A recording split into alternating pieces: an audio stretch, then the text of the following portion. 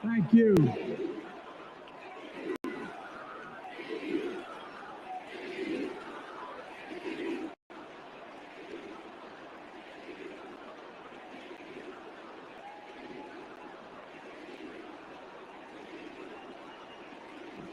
Thank you, thank you, thank you. Thank you. Thank you for so. I tell you what.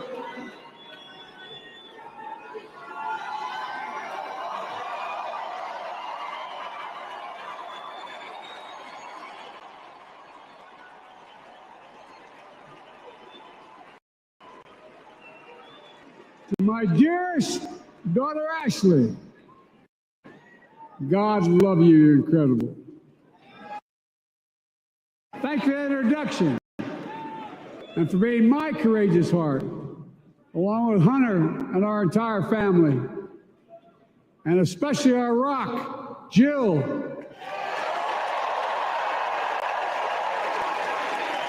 Who, as those of you who know us, she still leaves me both breathless and speechless. Everybody knows her. I love her more than she loves me. She walks down the stairs and I still get that going boom, boom, boom, boom. You all will know me. No, I'm kidding. Let's give a special round of applause to our First Lady, Jill Biden.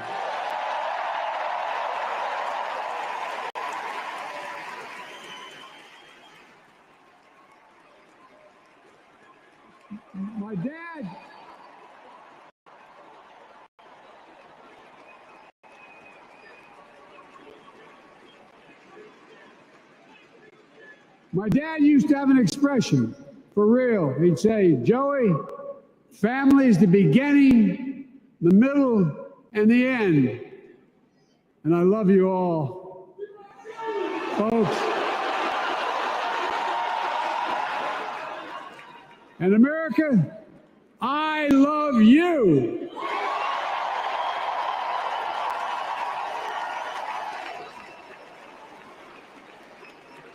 Folks, let me ask you.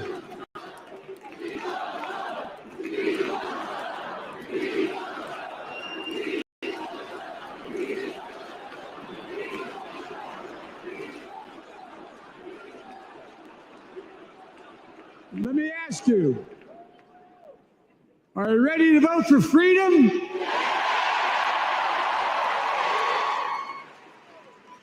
Are you ready to vote for democracy and for America? Let me ask you, are you ready to elect Kamala Harris and Tim Walz, President and Vice President of the United States?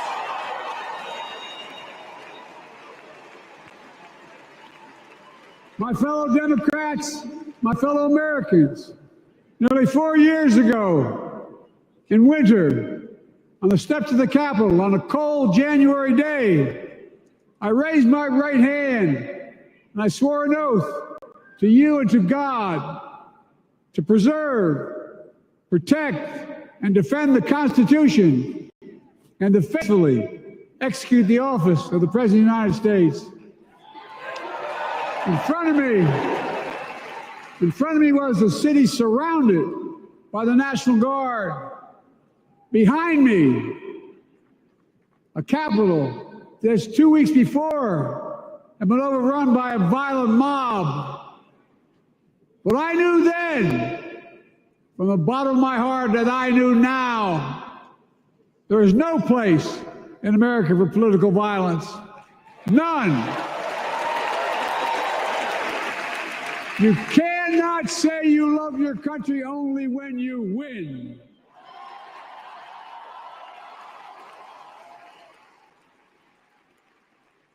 In that moment, I wasn't looking to the past. I was looking to the future. I spoke of the work at hand, the moment we had to meet. It was, as I told you then, a winter of peril and possibility. Of peril and possibility. We're in the grip of a once-in-a-century pandemic, historic joblessness, a call for racial justice long overdue, clear, and present threats to our very democracy. Thank you.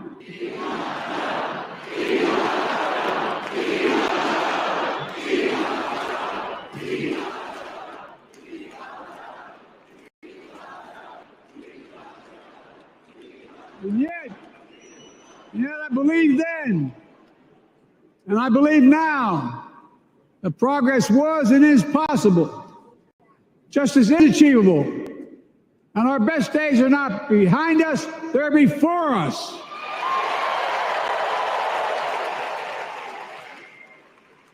Now it's summer. The winter has passed. And with a grateful heart, I stand before you now on this August night to report that democracy has prevailed. Democracy has delivered. And now democracy must be preserved.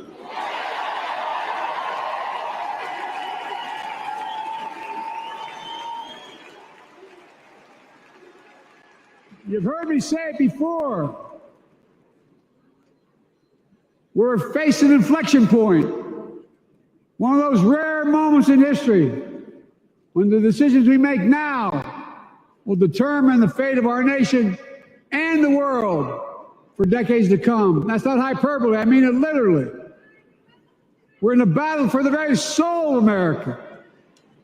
I ran for president in 2020 because of what I saw in Charlottesville in August of 2017.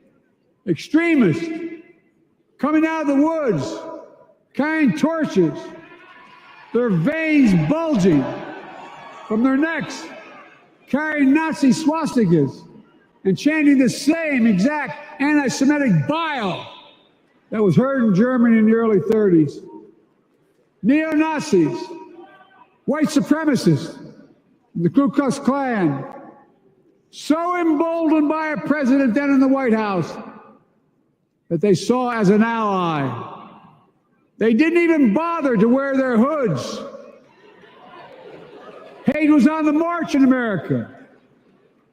Old ghosts in new garments, stirring up the oldest divisions, stoking the oldest fears, giving oxygen to the oldest forces that they long sought to tear apart America. In the process, a young woman was killed. When I contacted her mother, I asked about what happened. She told me. When the president was asked what he thought had happened, Donald Trump said, and I quote, "There are very fine people on both sides. My God." That's what he said. That is what he said and what he meant. That's when I realized, had listened to the admonition of my dead son, I could not stay in the sidelines. So I ran.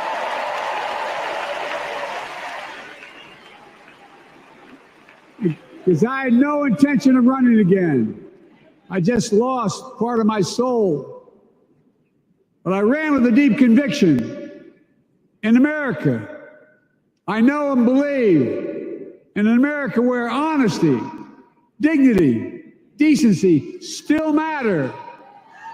An America where everyone has a fair shot and hate has no safe harbor.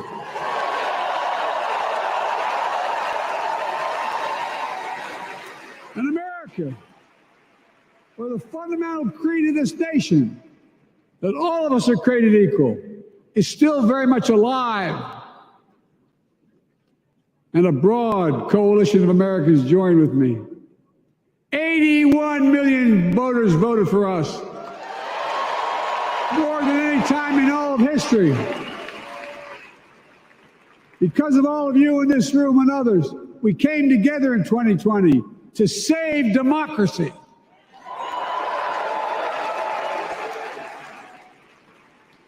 As your president, I've been determined to keep America moving forward, not going back, to stand against hate and violence in all its forms, to be a nation where we not only live with but thrive on diversity, demonizing no one, leaving no one behind, and becoming a nation that we profess to be. I also ran to rebuild the backbone of America, the middle class.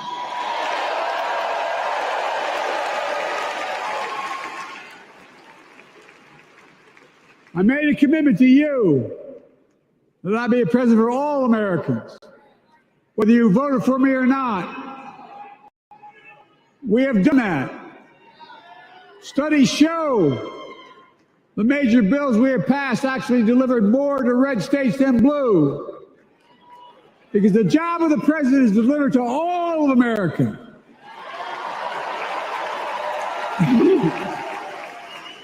Because of you, and I'm not exaggerating, because of you, we've had one of the most extraordinary 4 years of progress ever, period. When I say we, I mean Kamala and me. Just think about it. COVID no longer controls our lives.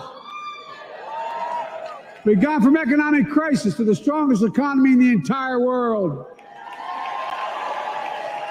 Record 16 million new jobs. Record small business growth. Record high stock market. Record high 401ks. Wages up and inflation down, way down, and continuing to go down.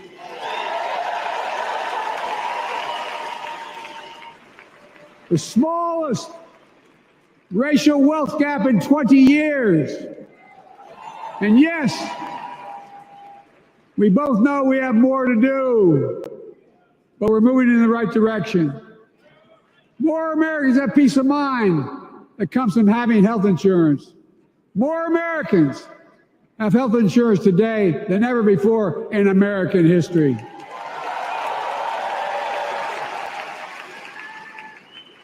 And after, as a young senator beginning to fight for 50 years to give Medicare the power to negotiate low prescription drug prices, we finally beat Big Pharma.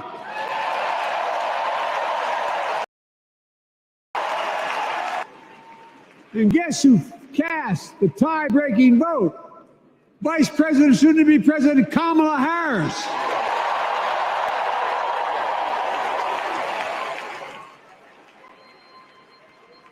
And now it's the law of the land. Instead of paying $400 a month for insulin, seniors with diabetes will pay $35 a month. The law we passed already includes, starting in January, every senior's total prescription cost can be capped at $2,000 no matter how expensive the drugs they have. And what we don't focus on, and our Republican friends don't seem to understand, our reforms don't just save seniors money, they save the American taxpayers money. You know what we just passed saved? It saved $160 billion over the next decade. That's not hyperbole. It's because Medicare no longer has to pay those exorbitant prices to the Big Pharma.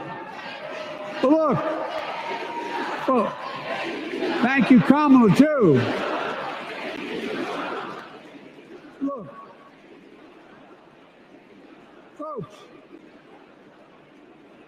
how can we have the strongest economy in the world without the best infrastructure in the world? Donald Trump promised Infrastructure Week every week for 4 years, and he never built a damn thing.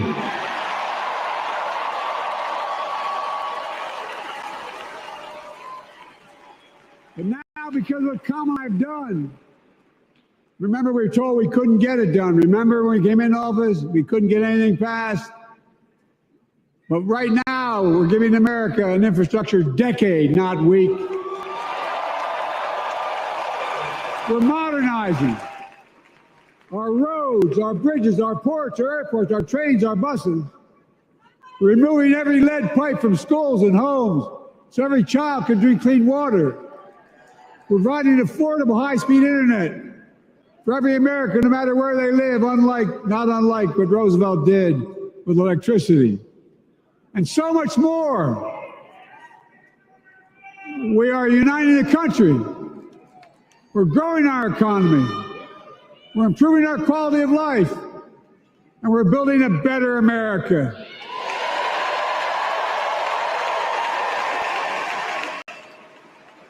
Because that's who we are. How can we be the strongest nation in the world without leading the world in science and technology? After years of importing 90% of our semiconductor chips from abroad, which America invented those chips. Our Chips and Science Act meant that private companies from around the world are now investing literally tens of billions of dollars to build new chip factories right here in America.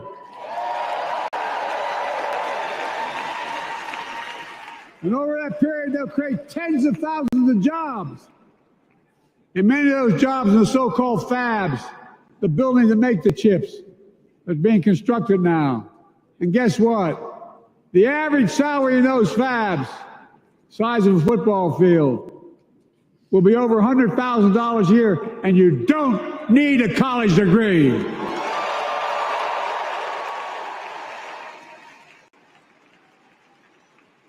Because of you and so many electeds out there, American manufacturing is back. Where the hell to say we wouldn't lead the world in manufacturing? 800,000 new manufacturing jobs.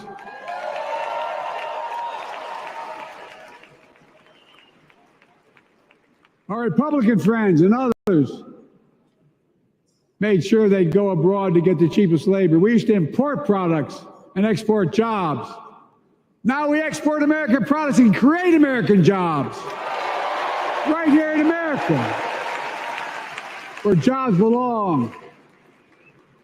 With every new job, with every new factory, pride and hope is being brought back to communities throughout the country that were left behind. You know you're from them, many of you. You know what it's like when that factory closed, where your mother, your father, your grandmother, grandfather worked. And now you're back, providing once again, proving that Wall Street didn't build America, the middle class built America, and unions built the middle.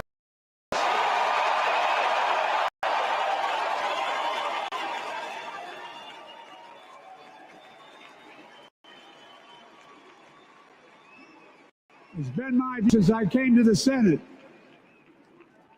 And that's why I'm proud to have been the first president to walk a picket line.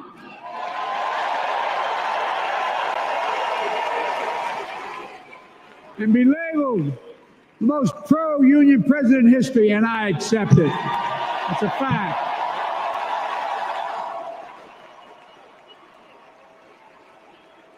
Because when unions do well, we all do well.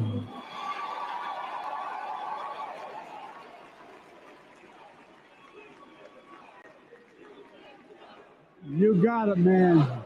You got it.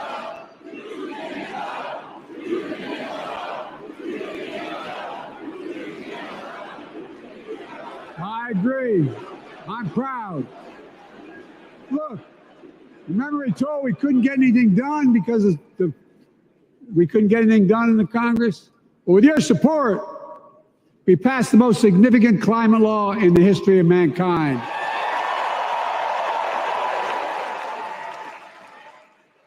For $370 billion. Cutting carbon emissions in half by 2030. Launching a climate corps, similar to AmeriCorps and Peace Corps, creating tens of thousands of jobs for young people of the future who are going to make sure this continues. Creating hundreds of thousands of jobs in clean energy for American workers, including the IBEW installing 500,000 charging stations all across America. And in the process, reducing carbon emissions And we're seeing it. We're seeing to it that the first beneficiaries of environmental initiatives are those fence-lined communities that have been smothered by the legacy of pollution. Louisiana and Delaware, Route 9, all the factories, all those chemical factories are right next to the poorest neighborhoods. They're the ones we're going to bring back.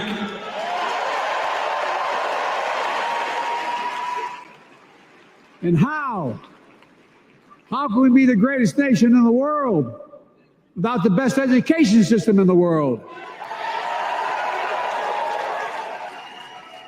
Donald Trump and the Republican friends, they not only can't think, they can't read very well. Seriously, think about it. Look at their Project 2025. They want to do away with the Department of Education. During the pandemic, Kamala and I helped states and cities get back their schools back open. And we gave public school teachers a raise. We created apprenticeships with businesses and communities, putting students on a path to a good paying job, whether or not they go to college. And by the way, we're making college a hell of a lot more affordable. Increasing Pell Grants by $900. Over $15 billion to HBCUs. Minority service education, including Hispanic institutions and tribal colleges. We kept our commitment to provide more student relief than ever by lifting the burden of helping millions of families so they can get married, start a family, buy a home, and begin to build family wealth and contribute to the community and grow our economy. It's not costing us, it's creating more wealth. We fundamentally transformed how our economy grows, from the middle out and the bottom up instead of the top down.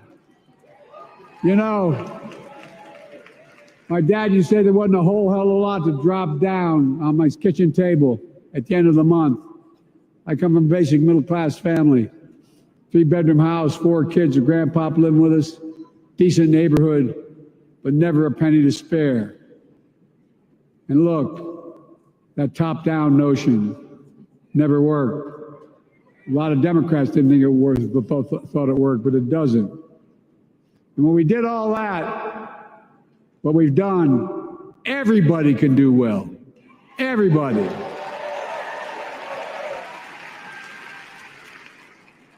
Donald Trump calls America a failing nation. No, I'm serious. But think about this. Think about this. He publicly says to the whole world, I'm going to say something outrageous. I know more foreign leaders by their first names and know them well than anybody alive. Just because I'm so damn old. But I'm not joking. Think of the message he sends around the world when he talks about America being a failing nation. He says we're losing. He's the loser. He's dead wrong.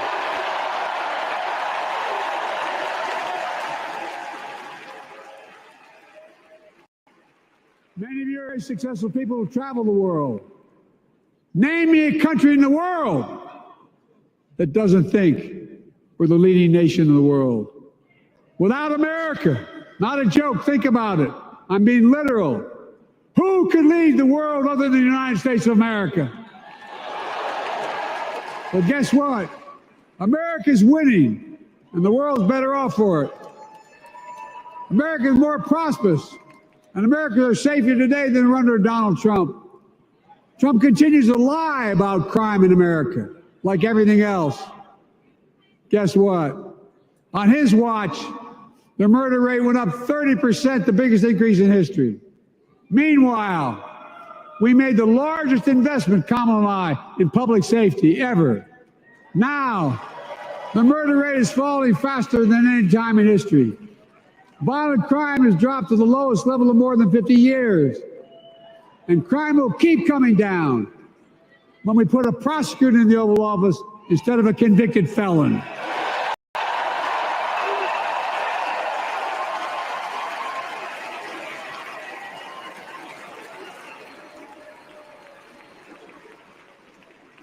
And folks, the distinguished senator from the C Senate from California and I passed the first ban on assault weapons. And guess what? It worked. If we care about public safety, we need to prevent gun violence.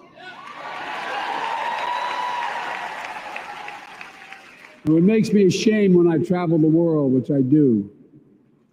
More children in America are killed by a gunshot than any other cause in the United States. More die from a bullet than cancer, accidents, or anything else in the United States of America. My God. That's why Kamala and I are proud. We beat the NRA when we passed the first major bipartisan gun safety law in 30 years.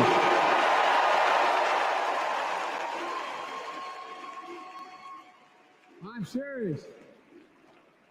That comes from here. And now it's time to ban assault weapons again. And demand universal background checks.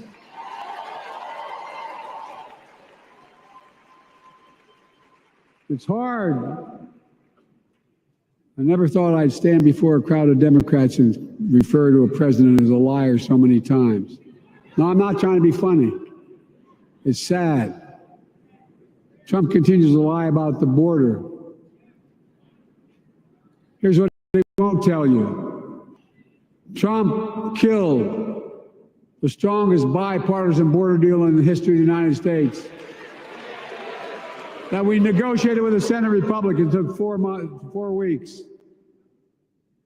Once it passed, and they acknowledged the most expansive border change in American history, he called senators to say, don't support the bipartisan bill, because he said it would help me politically and hurt him politically. My God. No, I'm serious. Think about it. Not a joke. Ask even the press who doesn't like me. They'll tell you that's true. Typically, Trump, once again, putting himself first and America last. Then I had to take executive action. The result of the executive action I took, border encounters have dropped over 50%. In fact, there are fewer border crossings today than when Donald Trump left office. And unlike Trump, we will not demonize immigrants, saying they're the poison of blood of America, poison the blood of our country.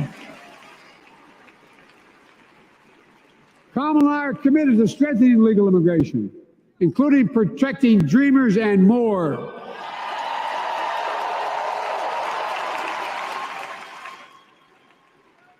And here's what else I believe in. Protecting your freedom to vote, your freedom to love who you love.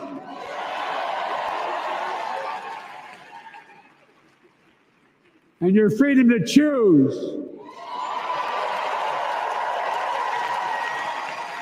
It's decision overturning Roe v. Wade that you heard earlier tonight.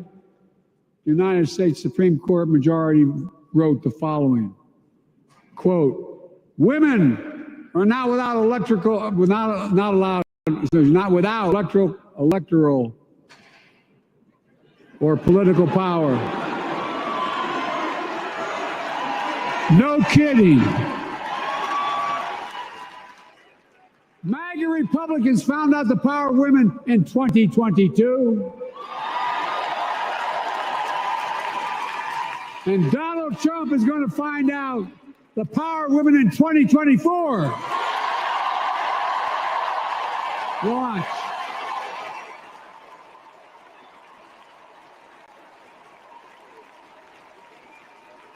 And where Trump and his mega Republican right-wingers seek to erase history, we Democrats continue to write history and make more history. I'm proud to have kept my commitment to appoint the first black woman in the United States Supreme Court.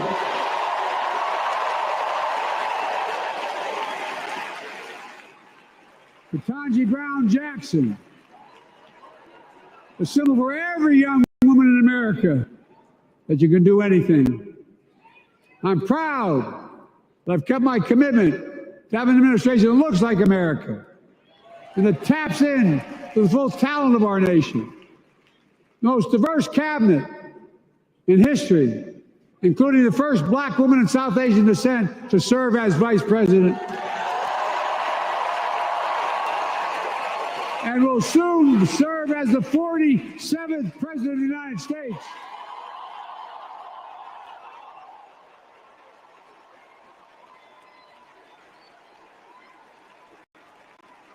She is good. Look. Thank you, Kamala.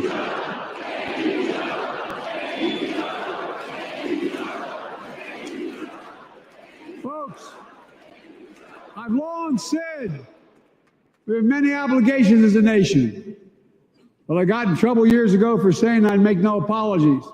We have only one truly sacred obligation: to prepare and equip those we send to war and care for them and their families when they come home and when they don't. That's why I'm so proud to have written and signed the PACT Act, one of the most significant laws ever, helping veterans and their families exposed to toxic materials like burn pits in Agent Orange. I was around during the Vietnam War. It's hard. Nobody was able to prove that there's illness was the consequence of Agent Orange. And no one was able to prove initially that because they lived in burn pits like my son lived next to in Iraq for a year, that is the cause of their illness. But because of the PACT Act, a surviving spouse to 2 children is now eligible for a stipend of about $3,000 a month. And those children who lost a parent are eligible for tuition benefits to go to college and to get job training. It's already helping over 1 million veterans and their families just so far. Well, I love them, and I'm so proud of my son's service.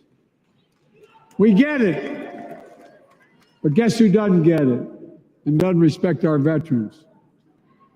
We know from his own chief of staff, the 4-star General John Kelly, that Trump, when in Europe, would not go to the grave sites in France.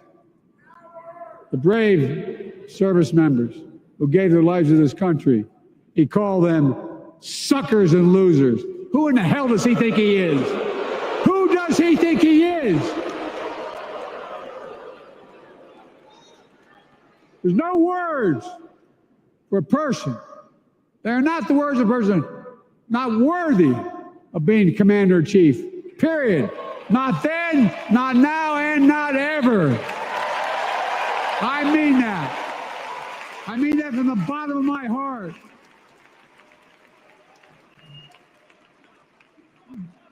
Just as no commander-in-chief should ever bow down to a dictator, the way Trump bows down to Putin. I never have, and I promise you, Kamala Harris will never do it. Will never bow down.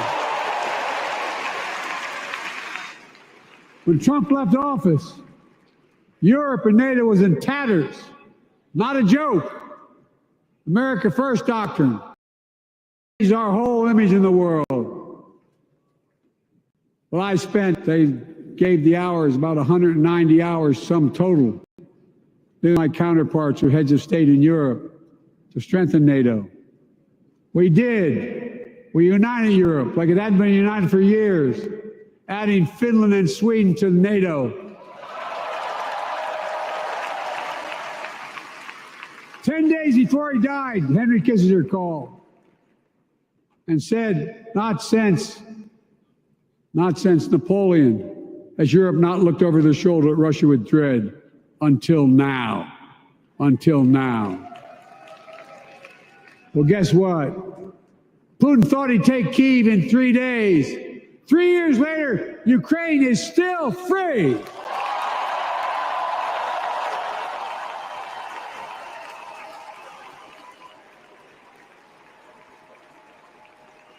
When I came to office, the conventional wisdom was that China would inevitably surpass the United States. They haven't noticed. No one's saying that now.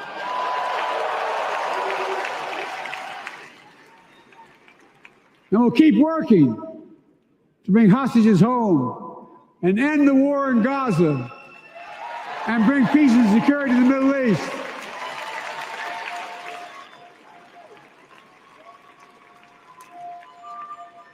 As you know, I wrote a peace treaty for Gaza. A few days ago, I put forward a proposal that brought us closer to doing that than we've done since October 7th. We're working around the clock, my Secretary of State, to prevent a wider war and reunite hostages with their families and surge humanitarian health and food assistance into Gaza now. To end the civilian suffering of the Palestinian people and finally deliver a ceasefire and end this war.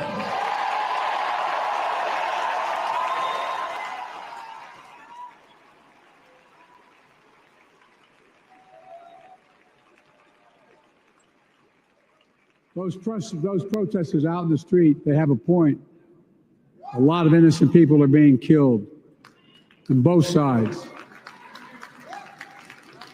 Just as we worked around the clock to bring home wrongfully detained Americans and others from Russia in one of the most complicated swaps in history, but they're home. Kamala and I are going to keep working to bring all Americans wrongfully detained around the world home. I mean it.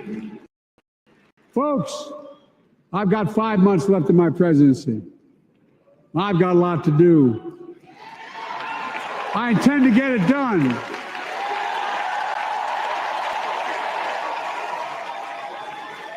It's been the honor of my lifetime to serve as your president. I love the job, but I love my country more.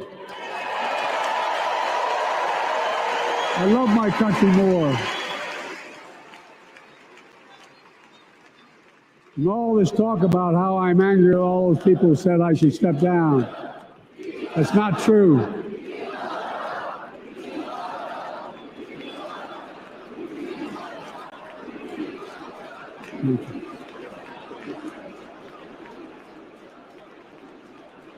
I love my country more, and we need to preserve our democracy.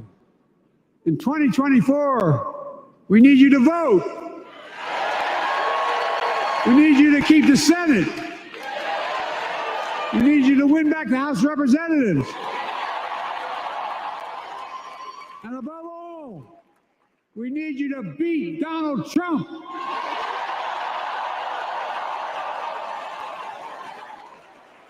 And elect Kamala and Tim President and Vice President of the United States of America.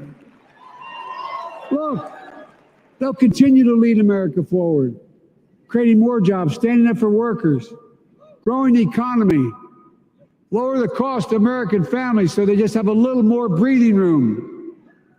We've made incredible progress, but we have more work to do. And Kamala and Tim will continue to take on corporate greed and bring down cost of food. They'll keep taking on Big Pharma, making insulin $35 a month, not just for seniors, but for everyone in America. And capping prescription drug costs at a total of $2,000, not just for seniors, but for everyone.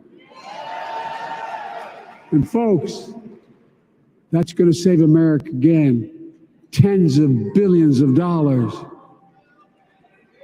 Folks, they'll make housing more affordable, building 3 million new homes, providing $25,000 down payment assistance for the first-time home buyer, more than the 10 we approved. Donald Trump wants a new tax on imported goods, food, gas, clothing, and more. You know what that will cost the average family, according to the experts? $3,900 a year in a tax. No, that's a fact. Kamala and Tim will make the child care tax credit permanent. Lifting millions of children out of poverty and helping millions of families get ahead. But you know what Trump has? He created the largest debt any president had in 4 years with his $2 trillion tax cut for the wealthy. Well, Trump has a new plan. He wants to provide a $5 billion tax cut for corporations that are very wealthy. Read it. Put us further in debt. And folks, you know we have 1,000 billionaires in America. You know what their average tax rate they pay? 8.2%. If we just increase their taxes, we proposed to 25%, which isn't the highest tax rate even, it would raise $500 billion new dollars over 10 years. They'd still be very wealthy. Look, Kamala and Tim are going to make them pay their fair share. They'll protect Social Security and Medicare. Trump wants to cut Social Security and Medicare. Kamala and Tim will protect your freedom. They'll protect your your right to vote. They'll protect your civil rights. And you know Trump will do everything to ban abortion nationwide. Oh, he will. You know, Kamala and Tim will do everything they possibly can. That's why you have to elect the Senate and the House to restore Roe v. Wade.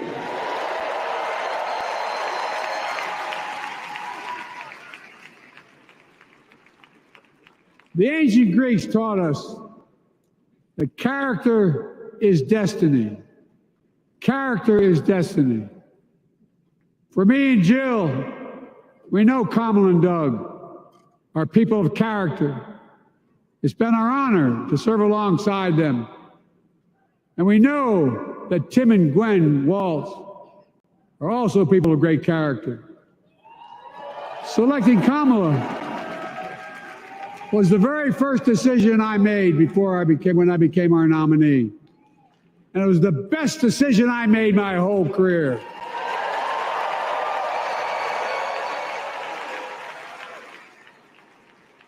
We've not only gotten to know each other, we've become close friends. She's tough.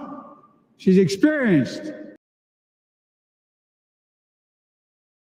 And her story represents the best American story.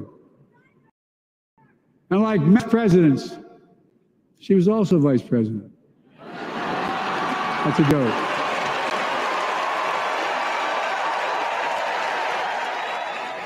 But she'll be a president our children can look up to. She'll be a president respected by world leaders because she already is. She'll be a president we can all be proud of. And she will be an historic president who puts her stamp on America's future.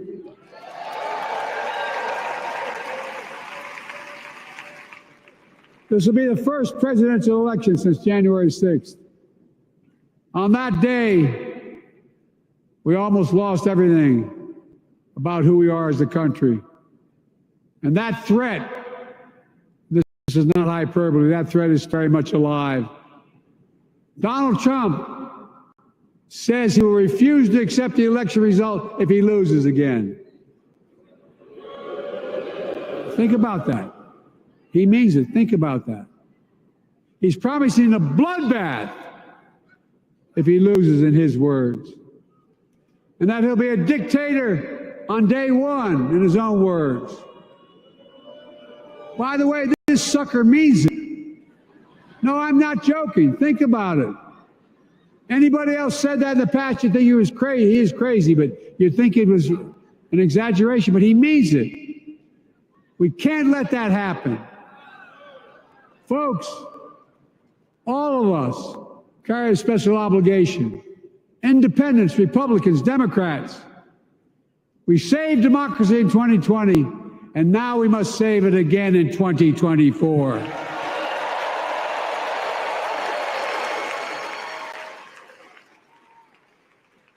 The vote of each of us cast this year will determine whether democracy and freedom will prevail. It's that simple. It's that serious. And the power is literally in your hands. History is in your hands. Not hyperbole. It's in your hands. America's future is in your hands. Let me close with this. Nowhere else in the world could a kid with a stutter and modest beginnings in Scranton, Pennsylvania, and Claymont, Delaware, grow up to sit behind the resolute desk in the Oval Office.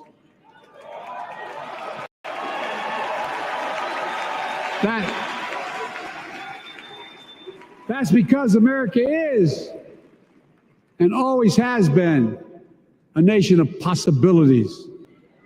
Possibilities. We must never lose that. Never. Kamala and Tim understand that this nation must continue to be a place of possibilities, not just for the few of us, but for all of us. But join me in promising your whole heart to this effort, and where my heart will be. I promise I'll be the best volunteer Harrison Walz has Cam ever seen.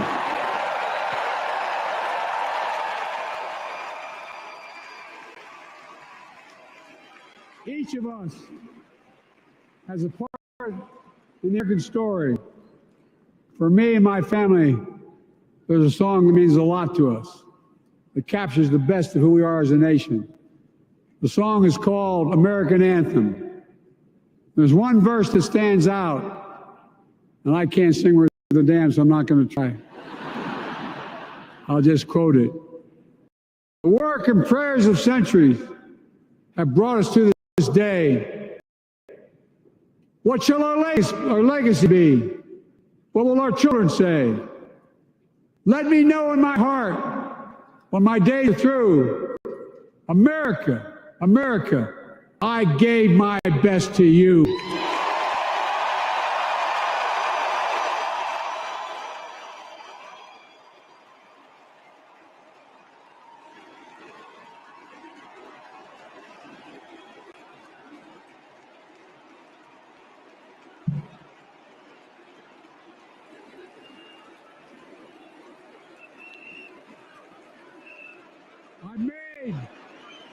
I've made a lot of mistakes in my career, but I gave my best to you. For 50 years, like many of you, I've given my heart and soul to our nation. And I've been blessed a million times in return with the support of the American people. I've either been too young to be in the Senate because I wasn't 30 yet, and too old to stay as president. But I hope you know how grateful I am to all of you. I can honestly say, and I mean this from the bottom, give you my word as a Biden, I can honestly say I'm more optimistic about the future than I was when I was elected as a 29-year-old United States Senator. I mean, folks, we just have to remember who we are. We're the United States of America.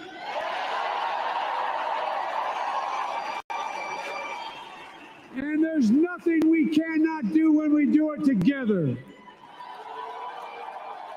God bless you all, and may God protect our troops. Thank you.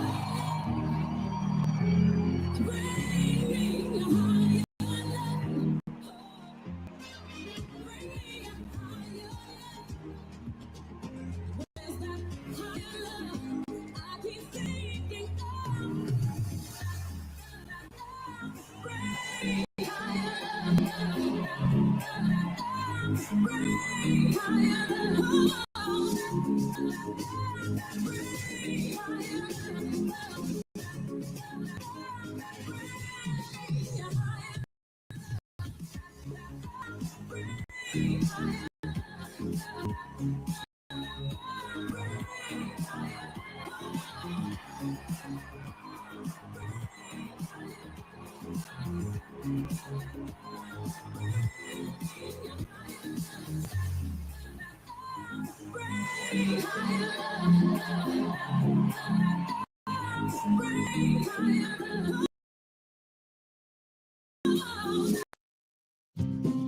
Cooling your heating system on the fritz?